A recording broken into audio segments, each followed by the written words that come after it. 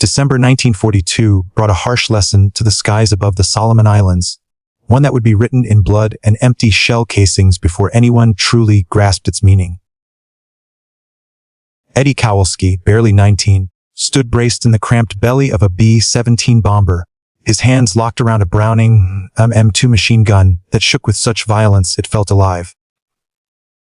Through the aircraft's metal ribs, a Japanese Zero materialized at 10 o'clock, roughly 300 yards out, cutting across his vision with the clean trajectory of a hurled knife. Every fiber of Eddie's training, every instinct bred into him, delivered the same clear instruction: place the crosshairs directly on the enemy's fuselage and fire. He did exactly that. 50 rounds tore from his weapon, tracer rounds painting luminous arcs through the thin air, and Eddie watched in growing horror as every single bullet passed cleanly behind the Zero's tail.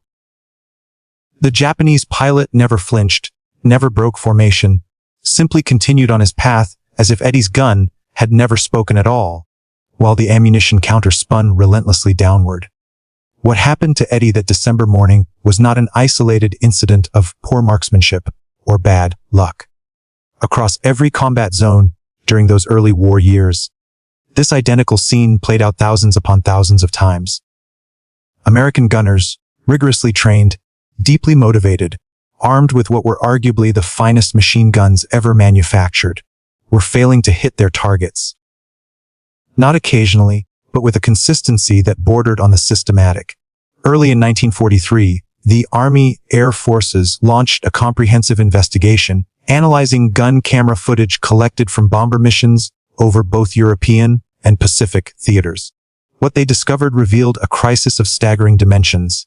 Trained aerial gunners were achieving hit rates below 4% against crossing targets. 4% for every 100 rounds sent toward an enemy aircraft. Moving perpendicular to the gunner's position, 96 struck nothing but empty air. The mathematics told a brutal story. A typical engagement lasted perhaps 8 to 12 seconds before the enemy fighter broke away or slipped beyond effective range. The Browning M2 could sustain fire at roughly 800 rounds per minute, approximately 13 rounds per second. During a 10-second window, a gunner might theoretically send 130 rounds into the sky. With a 4% hit rate, perhaps 5 bullets would actually find their mark. 5 hits were insufficient to bring down a Zero, let alone something as rugged as a German Wolf 190. Both German and Japanese fighters could absorb dozens of 50 caliber rounds and remain airborne. The human cost defied comprehension. Throughout 1943 alone, the 8th Air Force operating over Europe lost an average of 188 bombers every month. Each B-17 carried 10 men. That translated to 1,880 aircrewmen killed, captured, or missing every 30 days. A substantial portion of those losses stemmed from bomber formations unable to mount effective defensive fire against fighter attacks. The gunners were executing their training with precision. They tracked targets, maintained proper sight pictures, controlled their bursts with discipline. The problem was not courage or dedication. The problem was physics, and physics remained utterly indifferent to human bravery. Every gunner instinctively aimed directly at what his eyes showed him, which aligned perfectly with every principle of marksmanship ever taught. Point at the target, squeeze the trigger, hit the target. This logic functioned flawlessly when engaging stationary targets on a rifle range, or even when hunting deer moving at 20 miles per hour. But enemy fighters were not deer. They crossed the gunner's field of view at speeds exceeding 300 miles per hour. Some late war designs like the Messerschmitt Me-262 jet could reach 540 miles per hour. At such velocities, the time required for a bullet to travel from muzzle to target meant the target had already moved by the time the bullet arrived. The bullet itself moved fast, roughly 2,900 feet per second, leaving a Browning M2's barrel. At close range against slow targets, this seemed instantaneous. But in aerial combat, close range meant 200 to 400 yards, and targets were moving at speeds that would have seemed impossible just 2 decades earlier. A zero flying at 300 miles per hour covered 440 feet every single second. The mathematics on a 300-yard shot were unforgiving. That distance equaled 900 feet. At 2,900 feet per second, the bullet required roughly 0.31 seconds to cover that distance. It doesn't sound like much. But in those 0.31 seconds, the zero moved another 136 feet forward, 11 car lengths. The gunner aimed at where the aircraft was, but the bullet arrived at where the aircraft had been a third of a second earlier, passing through empty air while the enemy fighter continued untouched. Military scientists had a name for this phenomenon: deflection error. They understood it theoretically long before World War II, but understanding something in a classroom and solving it amid combat were entirely different challenges. The deflection required was not some minor adjustment. It was massive and profoundly counterintuitive. Against a target crossing at 90 degrees at 300 yards, a gunner needed to aim approximately 15 to 20 feet ahead of the aircraft's nose. This meant placing crosshairs on what appeared to be completely empty sky, trusting the target would fly into the bullet stream. Every human instinct rebelled against this approach. Gunnery instructors attempted to teach deflection shooting during training, but results were dismal. The Army Air Force's flexible gunnery school at Laredo, Texas, implemented rigorous programs starting in 1942. Trainees spent hours in turret simulators, fired at towed targets from moving trucks, studied diagrams illustrating proper lead angles. None of it translated effectively to actual combat. The problem was complexity. Deflection was not a single calculation.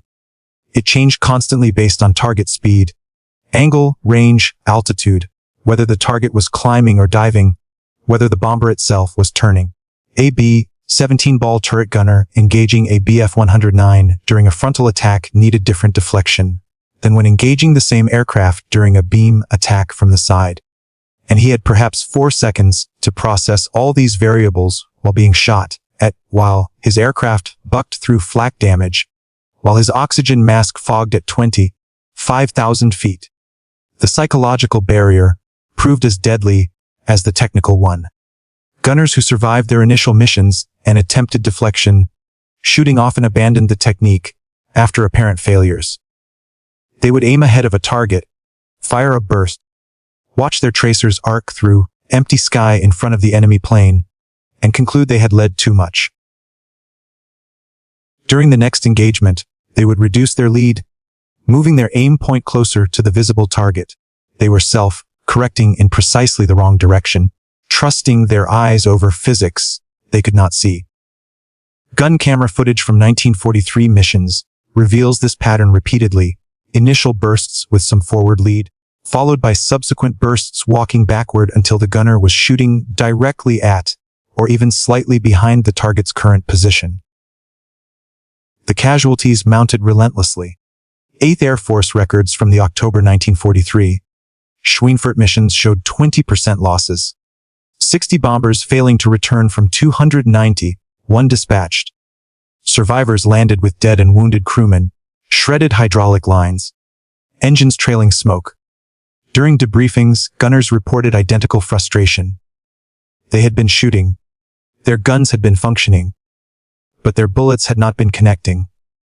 Something fundamental had to change, and quickly, because at current loss rates the Allied bombing campaign would collapse before ever reaching Berlin. The solution had been sitting in a filing cabinet since 1924, written by a man most combat air crews had never heard of. Lieutenant Colonel James Puckle, not the historical Puckle who invented the defense gun, but an American artillery officer with exceptional talent for ballistics, had published a technical paper titled The Problem of Lead in Aerial Gunnery, while serving as an instructor at the Army's Field Artillery School. Puckle was not some disconnected academic.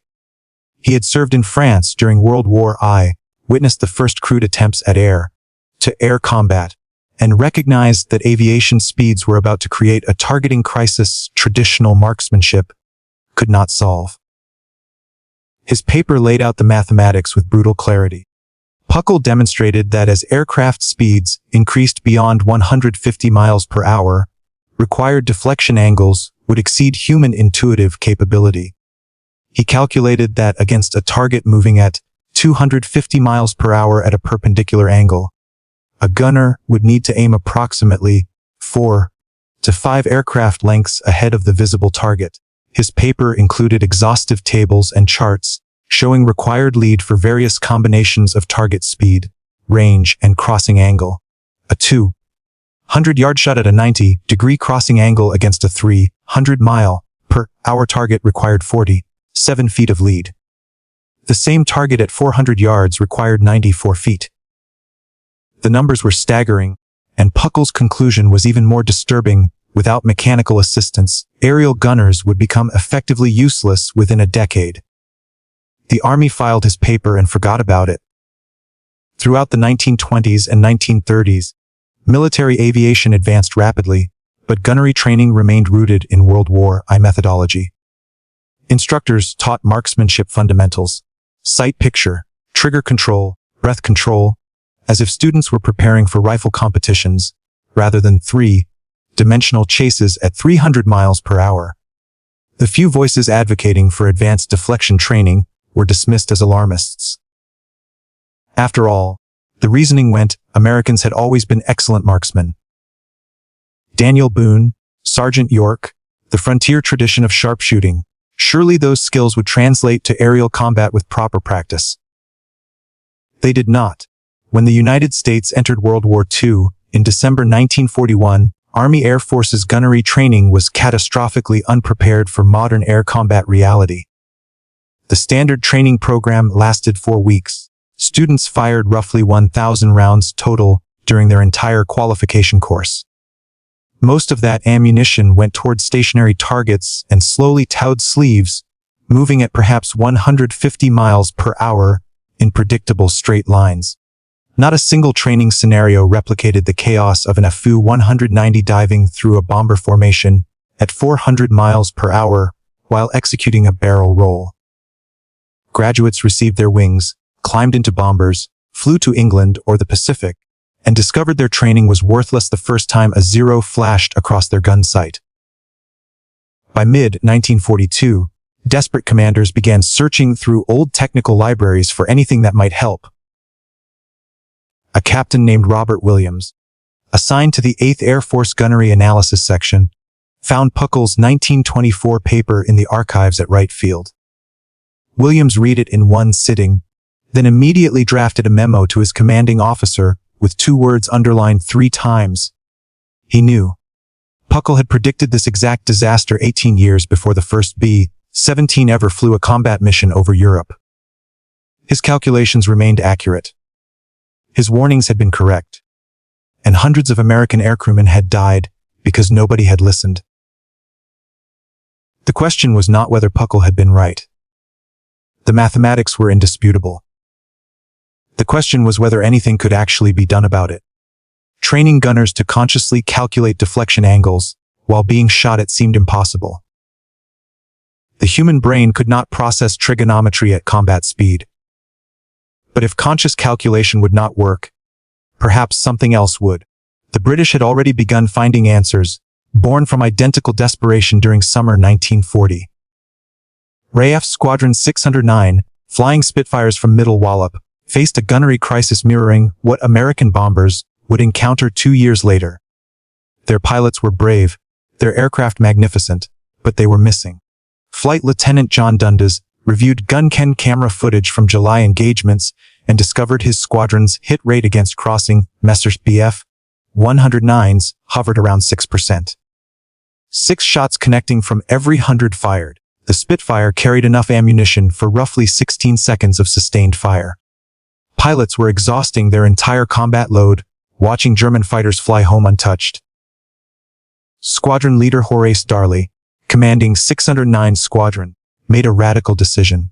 He grounded his entire unit for 3 days, in early August 1940, right in the middle of the Battle of Britain, when every fighter was desperately needed in the air, and conducted live fire experiments that violated every standard in the RAF training manual. Darley had been a competitive clay pigeon shooter before the war, and he understood something about leading moving targets that military theorists had overlooked. The best shotgun shooters did not calculate lead, they felt it. Their brains processed target movement subconsciously. Their hands moved the barrel ahead of the clay disc without conscious mathematical thought. Darley wondered if fighter pilots could learn the same instinctive response. His experiment was brutally simple. He had a Hurricane fighter tow a target banner across the gunnery range while his Spitfire pilots made repeated firing passes. But instead of the standard approach, pilots aiming carefully, attempting to calculate precise lead angles, Darley instructed them to do something that sounded insane. Don't aim at all. Instead, watch the target's movement. Let your eyes track its path and start firing while your aircraft is still turning to follow. Let deflection happen naturally through the motion, your turn, rather than trying to consciously create it with aiming adjustments. Fire into where your instincts say the target is going, not where your eyes say it currently is. The first attempts were disasters. Pilots missed the banner by 50 feet, their bullets stitching patterns across empty sky. But Darley made them repeat the exercise again and again, 40 passes each over 3 days. No lectures about ballistics, no trigonometry, no tables of deflection angles. Just repetition with one simple instruction. Fire while you're still moving, not after you've steadied on target. By the third day, something remarkable happened. The pilots' hit rates began climbing. Not dramatically. They went from 6% to perhaps 12%. But that doubling meant twice as many bullets hitting German aircraft, which meant twice as many kills, or twice as many damaged enemy fighters, returning to base unable to fly the next mission. Darley documented his results and submitted them to Fighter Command Headquarters on August 18, 1940. His report included a crucial observation. The pilots who improved fastest were not those with the best peacetime marksmanship scores. They were those who could suppress their instinct to aim carefully and instead trust their peripheral vision and motion sense.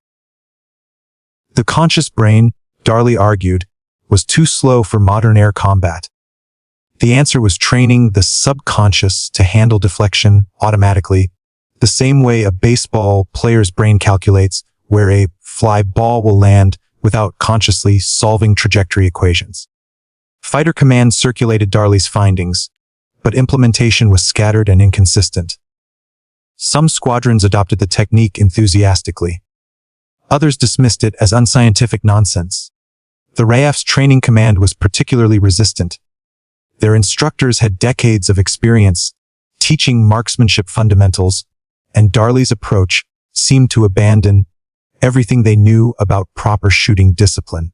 But combat results did not lie.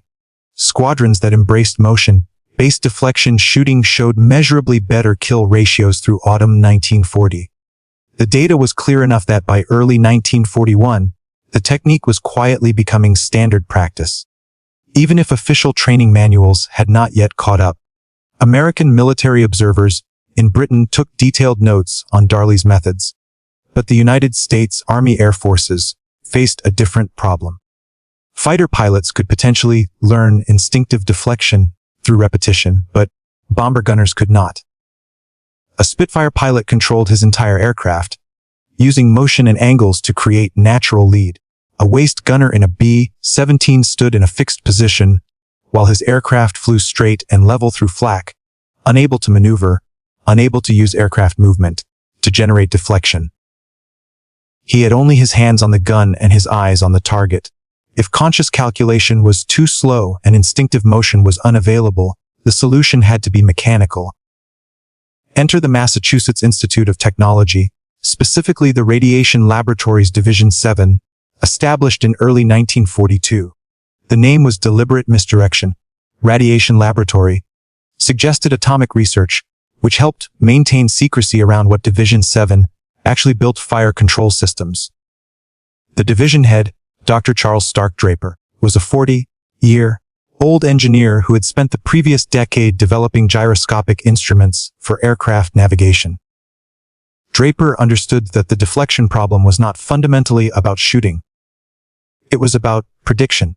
A gun sight needed to show the gunner not where the target currently was, but where the target would be when the bullets arrived. The Mark 14 computing gun sight emerged from Draper's laboratory in prototype form by July 1943. It looked like something from science fiction, a reflector sight connected to a gyroscope system weighing 28 pounds and requiring electrical power from the aircraft's generator. The gunner operated it through a mechanical ranging control. He turned a dial to match reference marks to the target's wingspan, which gave the sight the range information it needed. Then he tracked the target for approximately 2 seconds, while keeping it centered in a small tracking circle. During those 2 seconds, the gyroscope measured the target's angular velocity, how fast it was moving across the gunner's field of view. Here's where it became remarkable. The Mark 14's internal mechanism used a series of cams and gears, analog computers built from machined metal, to solve the deflection equation in real time. It took the range input from the gunner, the angular velocity from the gyroscope, and the known ballistic properties of the .50 caliber round, then calculated exactly how far ahead of the target the guns needed to point. It displayed the result as a lighted reticle that appeared to float in space ahead of the target. The gunner no longer aimed at the aircraft. He aimed at the glowing dot. And if he had ranged correctly and tracked smoothly, the dot showed him exactly where to shoot. The Mark 14 solved mathematics that would take a human brain several minutes using pencil and paper. And it solved those equations 30 times per second, continuously updating as the target's angle and range changed. Testing at Naval Air Station Norfolk, Virginia during August 1943 produced results that seemed almost impossible. Gunners who had never achieved better than 5% hit rates against crossing targets immediately jumped to 18% with the Mark 14, and that was on their first day using the system. After a week of practice, rates climbed above 25%. That represented a 5-fold improvement over manual aiming, translating directly into 5 times more enemy aircraft damaged or destroyed per engagement.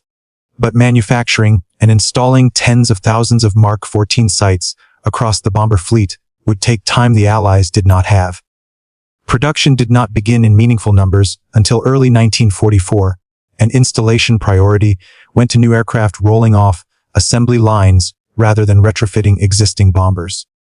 That meant the majority of gunners flying missions through late 1943 and early 1944 were still using basic iron sights or crude reflector sights with no computing ability. They needed something they could implement immediately, without waiting for new technology, without requiring electrical modifications to their aircraft. They needed a technique that worked with equipment they already had. The breakthrough came not from engineers or scientists, but from combat gunners themselves, specifically from the Pacific Theater, where engagement, distances, and visibility were often better than over cloud-covered Europe. Staff Sergeant William Fleming, a waist gunner, who by March 1944 had flown 31 combat missions and survived 4 aircraft losses, was not an officer and did not have a college education. He could not explain gyroscopic precession if his life depended on it. But he had fired approximately 40,000 rounds in combat and had personally witnessed hits on 7 enemy aircraft. He had also kept a notebook. Fleming's notebook contained something unusual: sketches of enemy aircraft with hand-drawn lines extending forward from their noses, showing where he had actually aimed during successful engagements. He had measured these lead distances by comparing them to the target aircraft's length. 2 plane lengths ahead, or 3 plane lengths ahead.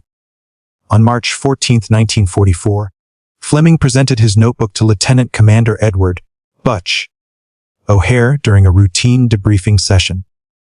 O'Hare, already a Medal of Honor recipient and one of the Navy's top tacticians, immediately recognized what he was seeing: empirical deflection data gathered under actual combat conditions. O'Hare ordered Fleming to conduct training sessions with every gunner in the air group. Not classroom lectures, but practical exercises using a simple technique that became known as the spot shooting method. Fleming would have gunners stand at their positions, while another crew member walked along the flight, holding a model aircraft on a pole. As the model flew past at various angles, Fleming coached gunners to extend their aim forward by specific increments: 1 aircraft length for slight crossing angles, 2 lengths for moderate angles, 3 or more for steep crossing shots. The key was giving gunners a visual reference they could remember and apply instantly. Count plane lengths forward from the nose, then fire. The Lexington's gunnery officer, skeptical but desperate for anything that might work, authorized controlled testing during the carrier's operations off Trook Lagoon in late March 1944. He pulled ammunition expenditure and hit confirmation data for the previous 8 weeks, then tracked the same metrics after Fleming's training program. The results were undeniable. Prior to the training, the Air Group's gunners averaged 4.2 hits per 100 rounds fired against crossing targets. By the end of April, just 6 weeks after implementing spot shooting, that rate had climbed to 9.1 hits per 100. The technique had more than doubled their effectiveness. Word spread through the Pacific Fleet with remarkable speed. By May 1944, variations of Fleming's spot shooting method were being taught aboard carriers Essex, Enterprise, and Bunker Hill. Each carrier's gunnery officers added their own refinements, but the core principle remained: give gunners a simple visual measurement system tied directly to the target's apparent size, eliminating the need for conscious calculation. A gunner did not need to know he was compensating for 0.3 seconds of bullet flight time. He just needed to remember 3 plane lengths forward for a crossing shot. The technique worked because it matched how human visual processing actually functions. Our brains are exceptional at relative size comparison, but terrible at absolute distance estimation. Asking a gunner to lead by 50 feet meant nothing when he had no reference for what 50 feet looked like at 300 yards. But leading by 2 plane lengths gave him an immediate visual standard he could apply without thought. The 0 he was tracking provided its own measuring stick. He just had to extend that measurement forward into empty space. The Army Air Forces adopted similar training protocols by mid-1944, though they called it radius of action shooting. Technical manuals began including illustrations showing proper lead distances expressed in multiples of target wingspan or fuselage length. The 8th Air Force Gunnery School at Lavenham, England rebuilt their entire training program around the technique during June 1944. Mission loss rates, while still significant, began declining. July 1944 showed 3.4% bomber losses per mission compared to 5.2% the previous October. That difference represented hundreds of crew members who flew home instead of dying over Germany. But knowing the technique and executing it under combat conditions remained 2 entirely different challenges. The human brain, even armed with the spot shooting method, still fought against itself when shooting started. Psychologists embedded with the Army Air Forces documented this phenomenon extensively during 1944 interviews with returning gunners. The issue was not knowledge. Gunners could recite proper lead distances perfectly during debriefings. The issue was that conscious knowledge evaporated under stress, replaced by primal instinct that screamed, "Aim at the threat." Captain Harold Klein, an Army psychologist stationed at Bovingdon, studied this response through analysis of gun camera footage paired with post-mission interviews. He identified a pattern he termed threat fixation collapse. Gunners would start an engagement using proper deflection, but as the enemy fighter closed and perceived danger intensified, their aim point would progressively drift backward until they were shooting directly at or even behind the target. Klein's data showed this collapse happened fastest during head-on attacks where closing speed between bomber and fighter exceeded 500 miles per hour, and the gunner had perhaps 2 seconds before the enemy opened fire. Under that extreme stress, rational technique dissolved into pure reaction point at the scary thing, pull trigger. The only solution was repetition so extensive that deflection shooting bypassed conscious thought entirely. embedding itself at the same neurological level as walking or catching a thrown ball. This required training time the military could nigh the 1942 and 1943. But by late 1944, with Allied control of the air improving and training pipelines more established, gunnery schools extended their programs. The standard course that had been 4 weeks in 1942 expanded to 8 weeks, then 10. Students now fired 5,000 rounds during training instead of 1,000. And significantly, over half of those rounds went toward moving targets at realistic combat speeds. The Naval Air Gunner School at Jacksonville, Florida pioneered a particularly effective drill starting in August 1944. They mounted 50 caliber guns on motorized turrets that could spin and elevate rapidly, then had high-speed boats tow targets across the water at speeds up to 60 miles per hour, while varying their distance and crossing angles randomly. Gunner trainees engaged these targets repeatedly, 50 to 70 passes per day, until the act of leading became automatic. Instructors did not correct students verbally during drills. They simply had them shoot, check their hit pattern, adjust, and shoot again. The subconscious learned through feedback loops, faster than the conscious mind learned through instruction. Elite gunners who survived 30 or more missions demonstrated something remarkable in combat footage analysis. Their deflection aim points remained stable even under intense stress. When an F-190 came screaming through the formation with cannon fire flashing from its wings, these experienced gunners maintained their lead automatically. Their conscious minds could be terrified. Many admitted to being absolutely convinced they were about to die during certain engagements. But their hands kept the proper sight picture anyway. They had achieved what martial artists call mushin, or mind, the state where technique happens without conscious direction. But that level of proficiency took time and ammunition most gunners never received. The mathematics of wartime training were brutal. If creating an expert deflection shooter required 5,000 practice rounds and 10 weeks of intensive training, but the bomber offensive needed 50,000 new gunners in 6 months, compromises were inevitable.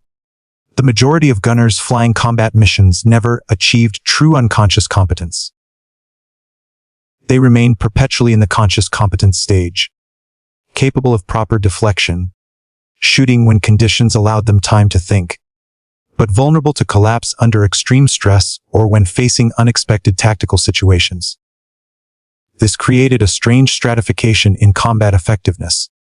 A bomber formation's defensive firepower was not uniform. It depended heavily on which specific gunners were in which specific positions on which specific aircraft. A formation that happened to include several veterans with deep training could fight off attacks that would devastate a formation of newer crews. German fighter pilots learned to identify and exploit this, targeting bombers that showed hesitant or inaccurate fire during initial passes, avoiding formations where defensive fire was immediate, heavy, and precisely placed. The deflection shooting revolution that began with British experiments and American desperation did not end when World War II concluded in 1945. The core principle, that you must aim where the target will be, not where it is, became foundational to every weapon system developed afterward. The Mark 14 computing gun sight evolved into the Mark 18, which served through the Korean War, then into digital fire control computers that could process dozens of variables simultaneously. By Vietnam, fighter aircraft carried radar-assisted gun systems that calculated deflection automatically, requiring pilots only to keep targets within acquisition parameters. The F-4 Phantom's lead, computing optical sight system, accomplished in microseconds what had taken Draper's mechanical gyroscopes significant fractions of a second. Modern air-to-air combat has largely moved beyond guns entirely. Missiles handle interception at ranges where deflection would require leading by miles rather than feet.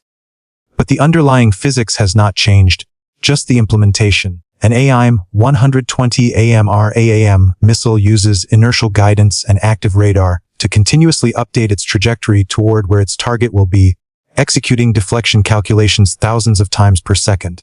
The F-22 Raptor's AN/APG-77 radar does not just track targets. It predicts their future positions based on current velocity and acceleration, then positions the aircraft and selects weapons accordingly. It is the same problem William Fleming solved with hand-drawn sketches in 1944, now handled by computers processing teraflops instead of gunners counting plane lengths. Interestingly, deflection shooting fundamentals remain part of modern fighter pilot training. Despite guns being tertiary weapons in contemporary air combat, the Navy Fighter Weapons School, Top Gun, still teaches basic fighter maneuvers that include guns-only engagements. Not because pilots expect to dogfight with cannons, but because learning to visually predict where a maneuvering target will be develops spatial awareness that applies to every aspect of air combat. A pilot who has mastered deflection shooting intuitively understands closure rates, angle, off, and lead pursuit curves. Concepts that matter whether firing a cannon or positioning for a missile shot. The lessons extend beyond aviation into any domain involving fast-moving targets. Modern anti-aircraft systems, from the Phalanx CI-2S defending naval vessels to the C-RAM protecting ground bases, are essentially sophisticated implementations of what those 1943 bomber gunners struggled to do manually. The Phalanx fires 500 rounds per minute, 75 rounds per second. At incoming missiles and aircraft, its radar continuously calculating deflection and updating aim point. It makes the same corrections Eddie Kowalski needed over the Solomon Islands, just faster and without the human hesitation that cost so many lives. Even video games that simulate combat incorporate deflection mechanics, teaching players the same counterintuitive principle: aim where the target is going. Games like War Thunder and Digital Combat Simulator require players to lead moving targets manually, and new players experience the exact same frustration 1942 gunners felt, watching their tracers pass harmlessly behind enemy aircraft, until they internalize that leading is necessary. The most skilled players develop the same unconscious competence that combat veterans achieved, their hands adjusting aim without conscious thought. The transformation from 4% hit rates in early 1943 to 20+% by late 1944 represents one of the most dramatic tactical improvements of World War II, achieved not through superior equipment or overwhelming numbers, but through understanding and working with human cognition rather than against it. Thousands of aircrewmen who would have died continued flying. Enemy fighters that would have escaped went down in flames. Bombing campaigns that might have failed reached their targets. All because someone finally acknowledged that human instinct, however strong, could be wrong, and that survival meant training people to ignore what felt natural and trust what physics demanded. The gunners who learned to aim at empty sky, who forced themselves to fire at nothing visible and trust their bullets would meet metal, proved something essential about human adaptability under pressure. We are not prisoners of our instincts. With proper understanding, sufficient training, and enough necessity, we can rewire our responses to match reality rather than demanding reality match our intuitions. That lesson, born in blood over Europe and the Pacific, remains relevant anywhere humans confront situations where instinct and solution point in opposite directions.